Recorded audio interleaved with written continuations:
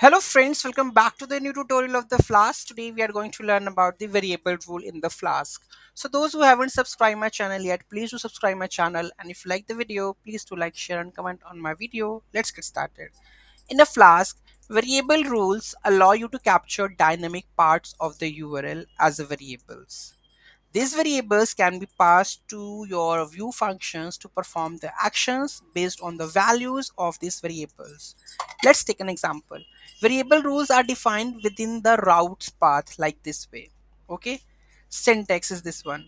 Dynamic URLs variables in the Flask. So it could be a string, okay, without a slash. Int accepts only integer, example float, like int, but the floating point we have to send. Then we have the path like the default but also accepts the slashes. Any, many matches one of the items provided, and the UID so accepts any UID strings. Okay, I will actually I have explained already. So this lines of code. Okay, so which is we have already discussed about this one. So let me go and just update this code.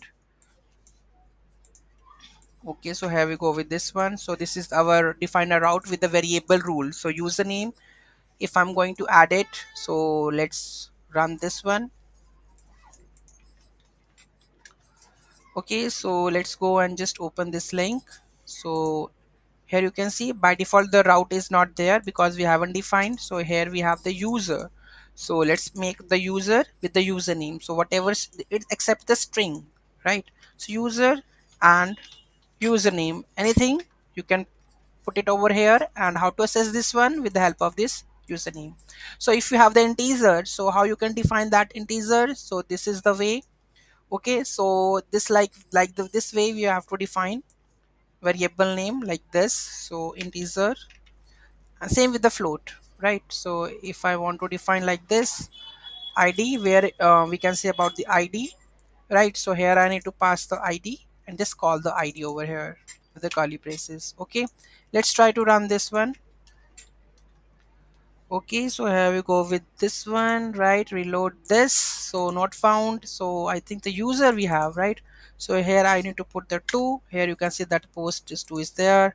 If 2 5 any of the number I can add, it can be there. Okay, the next one that we have already, that is the float point. So you can mention the float variable and everything. Okay, so here you can also make the capture the universally identify UID string. So if I put the UID over here, what will happen? Let's have a look on that one. So here we go with this one and the variable name. Okay, so let me add this, and here I will add the username. Okay, so here this variable I require over here.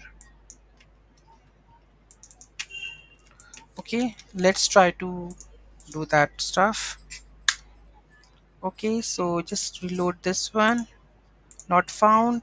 User I need to add with a string with the number, this one, that one with this number X string. Let's see. So I think we have to go with the generated UID, I guess. So then it will take it up. Variable and capture the universal unique identifier as a string. Just take an example of any UID. So I think the post ID is there. Okay, so let me check with any of the UID. UID example string. Okay, so string, so this is the string, right? So let me add this string and let's see, is it working or not.